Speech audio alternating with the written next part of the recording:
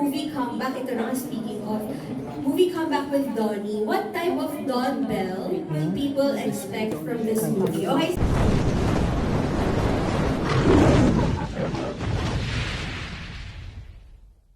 Sige, simulan na natin yung pag-dive sa tayo sa wakas. We've all seen the trailer. Na sobrang ganda. Yung tayo sa trailer, how was it like returning to your past characters? Kasi binuhay niyo ulit sinabing Go and Caroline and everyone.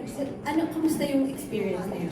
That's actually the movie announcement that we're gonna do a comeback project together.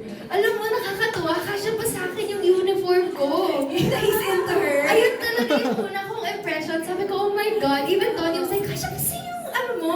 As in, eksakto.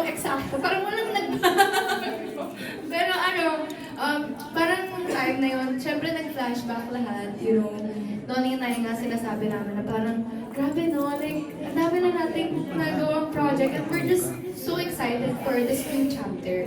And, as in, sobrang nakakakaba and excite. May iba ka mo pwede ikwento sa amin kung sa uniform. Like, ano ba yung mga fun na memories shooting that movie announcement? Our supporters are actually involved. Yes! Kasama sila yung students, mga klase namin. Galing, no? And this idea is by Donnie. As in, siya yung I remember he called me, sinabi niya sa akin, hey, I have an idea on how we can announce the movie. Tapos, as in, sobrang we were all so drawn to the idea. And we're really excited. Kasi ganda ng transition, ang ganda ng pagkaka-edit. Talagang roller coaster siya, di ba? Saya lang po.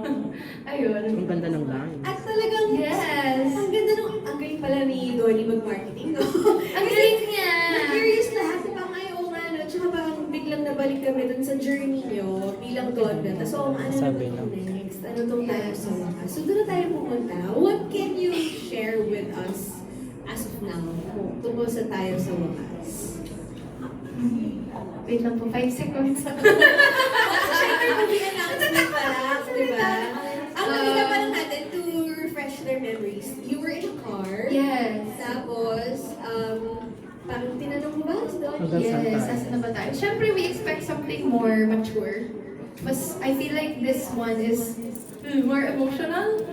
Mas puno ng emosyon and feeling ko sobrang mag-challenge ako sa role na to. But I'm excited for that challenge. Mapanakit ba? But just to clarify, yung Yung may nagtanong kasi kung mapanakit ba?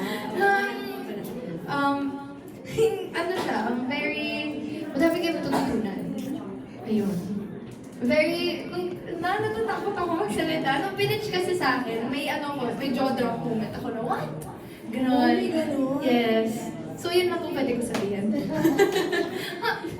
Kaya yung eksena dun sa car, hindi siya part ng movie. Hi! Hindi sure. I mean, wait.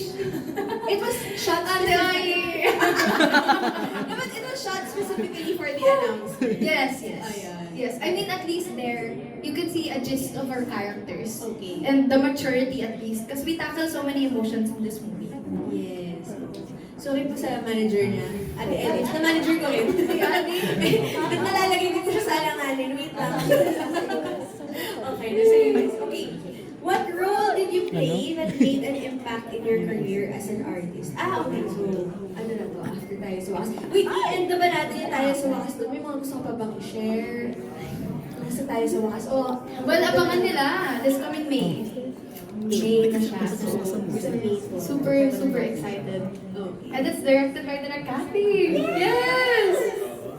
Like Cathy Garcia Santana. Yes. Ay, na tinanong. Okay, ano po yung tanong ulit? Kay Sarah Lider. What project made an impact? What project made an impact in your career for you? Parang every role I do makes an impact on my personality and who I am. But I feel like the first ever lead that I did, which is He's Into Her, that really made an impact sa career ko. Nagbago no? It trajectory bigla. Syempre parang it was my first lead role and I've been praying for it for the longest time. Sana magka-lead role ako. And naramdaman ko na parang, oh my gosh, syempre pressure first lead role. Pero I was just so happy and grateful. And it came at such a very unexpected time kasi pandemya yan, diba? So grabe talaga yung struggles noon. Tapos Yes. sobrang, ano siya, light amidst the darkness, yung East Intramural project. Not just for you, but for everyone sa ABS-CBN. I remember that. So, iba talaga yung project na yun. Yes. Okay, ngayon naman, let's hear from our friend from the media. Give it up